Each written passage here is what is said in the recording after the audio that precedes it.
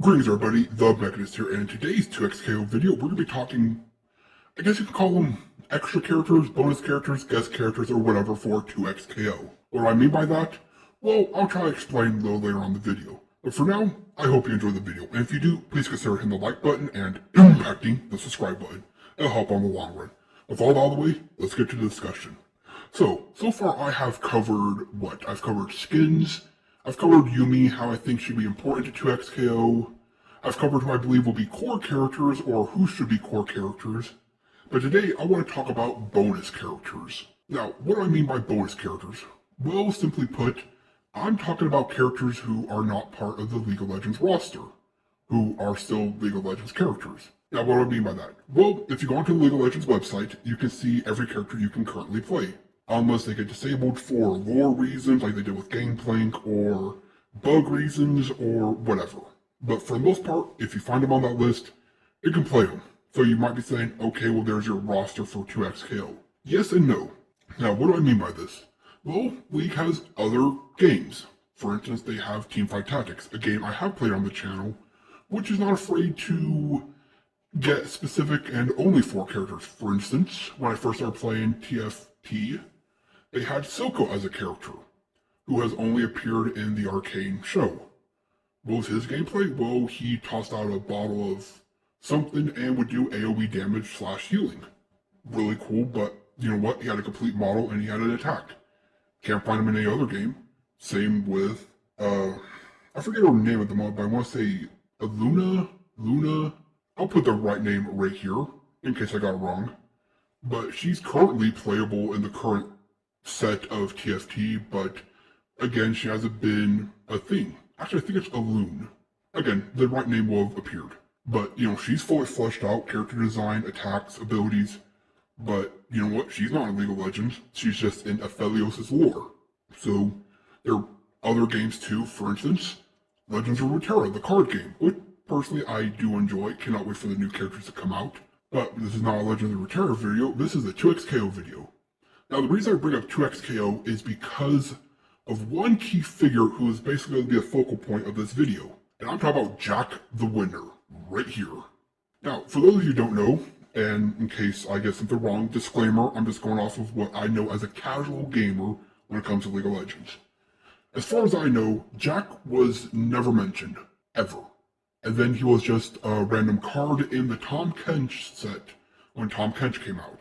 It was just a card who, when you play him, creates like a deal or no deal card that it does something, but it was just a sub card of a set.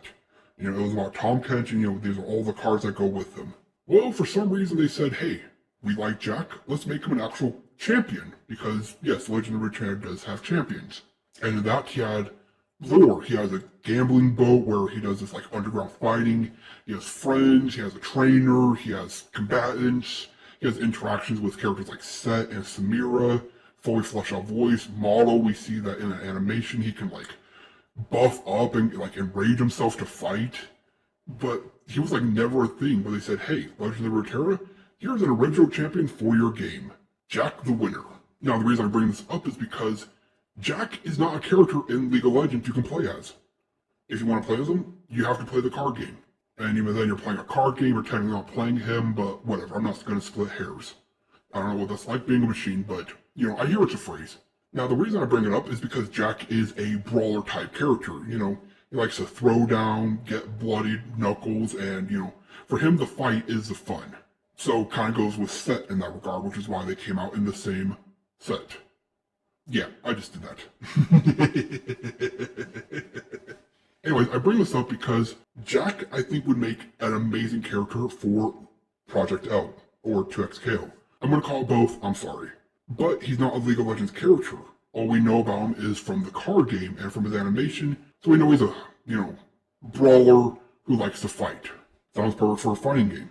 And this would technically be his first real appearance or gameplay appearance ever, because, you know, in a card game, he's a card.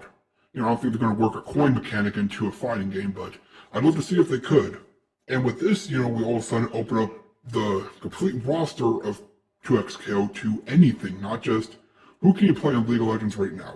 Now, luckily for, you know, League of Legends and the creators of 2XKO, there's not a lot of demand for these extra characters, per se. I just bring up Jack because he's an actual champion who you can only play in Legends of Runeterra.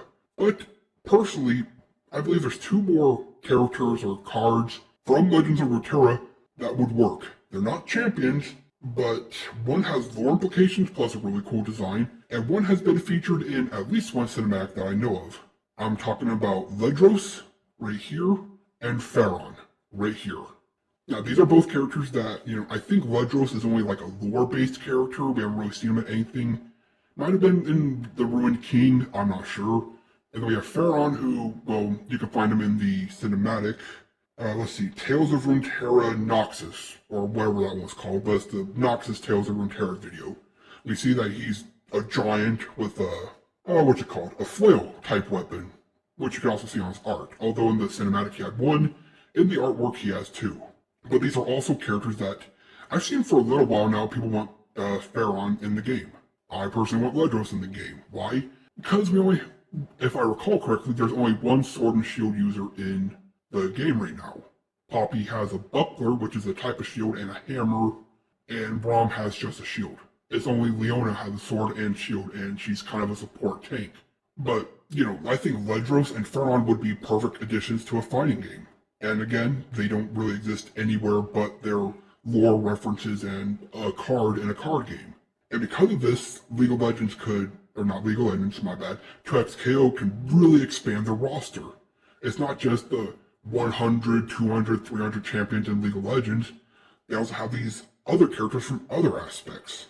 And honestly, just looking at that, that means that in addition to all the characters we're going to be lucky if we eventually get, we're also going to have characters that we might not expect from the card game or from TFT. I mean, it'd be amazing if they announced Jack and Silco together, because Jack from Tales of Runeterra, or Legends of Runeterra, the card game, my bad, screwing them up. I get my wires crossed, and that's a appropriate thing for a machine to say. And Silco from TFT saying, hey, we have a giant roster of characters to go on, besides the giant roster of characters we already have in League of Legends. So you really don't know who you're going to get. And I believe that is another reason why 2XKO is going to be amazing.